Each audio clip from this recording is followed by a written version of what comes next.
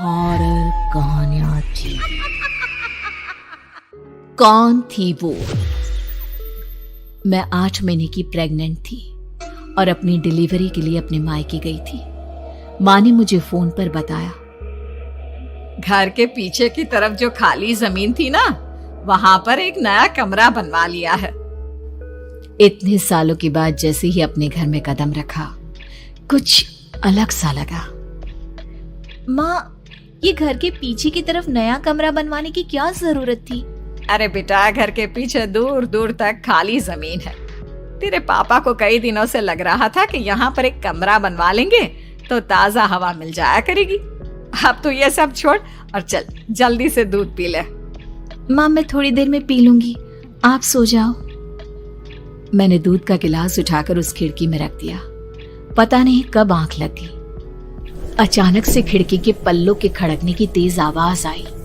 दूध का गिलास धड़ाम से जमीन पर आ गिरा। जमीन पर गिरते ही दूध का रंग लाल हो चुका था। मैंने खिड़की से झांक कर बाहर देखा। चारों तरफ धूप अंधेरा था। उस अंधेरे की तरफ से कुछ आवाजें आ रही थी, जैसे छोटे बच्चे आपस में खिलखिलाकर मस्ती कर रहे हो।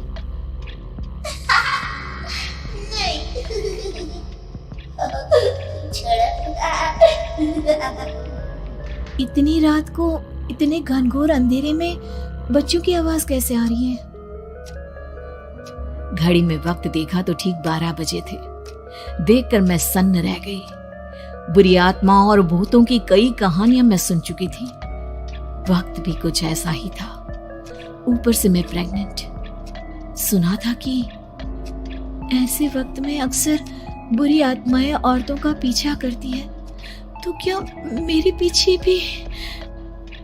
पसीने से तरबतर बड़ी मुश्किल से, जैसे कांपते हाथों से मैंने उस खिड़की को बंद किया।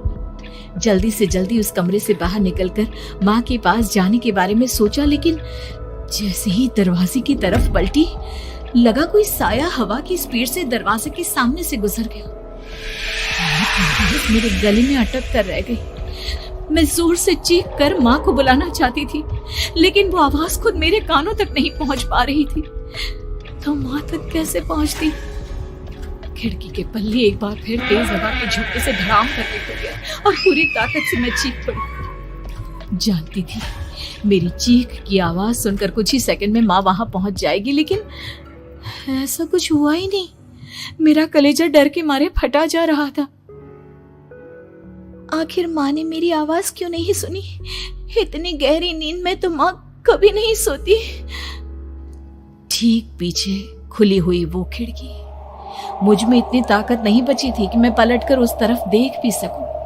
हवा का एक सनसनाता हुआ झोंका उसी वक्त मेरे कानों से आकर टकराया। लगा जैसे किसी ने दबी हुई आवाज में धीरे से मुझसे कहा, चली जाओ यहाँ से। मैंने दोनों हाथ अपने कानों पर रख लिए और एक बार फिर ताकत लगाकर जोर से चीखने की कोशिश की। माँ! पापा! मेरी आवाज उस कमरे की दीवारों से टकराकर वापस मुझे ही सुनाई दे रही थी। जितनी ताकत के साथ मैंने चीखने की कोशिश की थी, कुछ ही देर बाद उससे कहीं ज्यादा तेज और दर्दनाक चीख मुझे सुनाई देने लगी।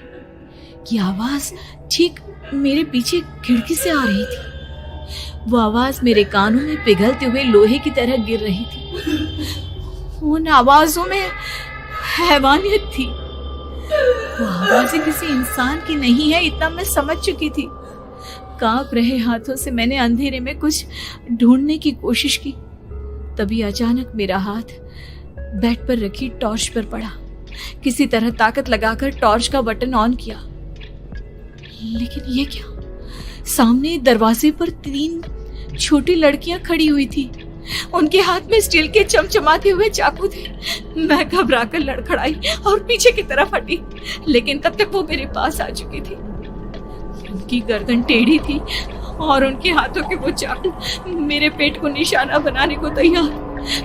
मैं जोर से चीखी, नहीं, छोड़ दो मेरे बच्चे को, मत मारो, मत मारो, छोड़ दो मेरे बच्चे को। सोनाली, क्या हुआ बेटा? तू इतनी डरी हुई क्यों है? उठ बेटा, क्या हुआ? हड़बड़ाकर मैंने अपनी आंखें खोली। देखा तो दिन निकल आया था। माँ मुझे जगा रही थी। मेरा चेहरा पूरा पसीने से लथपथ था। क्या हुआ बेटा, तुमने कोई बुरा सपना देखा क्या? मैं अभी तक अपने पूरे होश में नहीं थी।